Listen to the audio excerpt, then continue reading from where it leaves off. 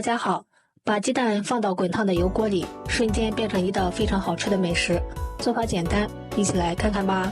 首先，碗中打入3个鸡蛋，再加入70度左右的温开水，边加边用筷子搅拌，这样防止把鸡蛋烫熟。搅匀后，先放一旁备用。准备一把小香葱，切成葱花，葱花可以多切一点，这样葱香味浓郁，吃起来会更香。切好之后放入搅好的鸡蛋里，不喜欢吃葱花的也可以换成韭菜。再准备半根胡萝卜，先切成片儿，再切丝，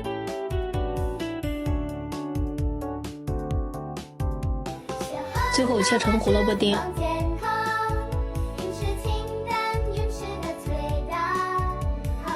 切好之后也放入大碗中，这样吃起来更加的有营养。然后用筷子搅拌均匀，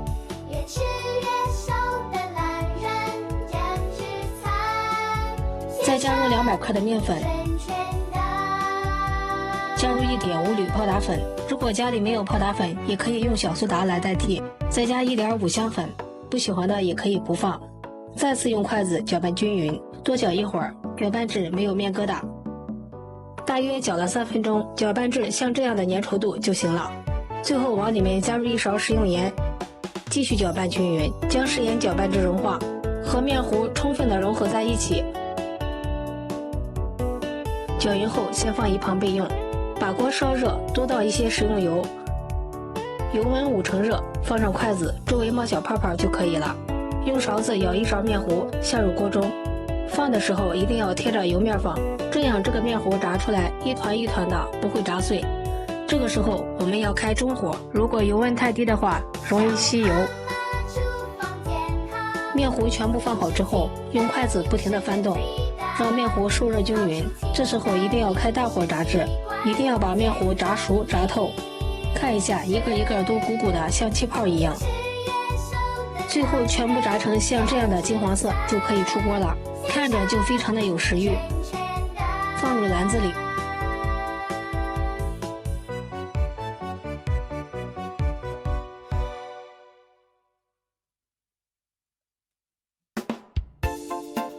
一道简单又好吃的鸡蛋泡泡就做好了。